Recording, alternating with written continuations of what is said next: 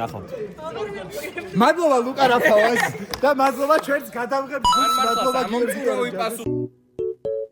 გადამღება სასწაულს დიდი მადლობა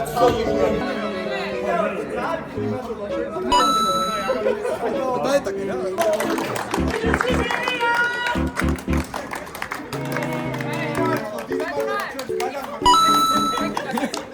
ჩვენი გადამღება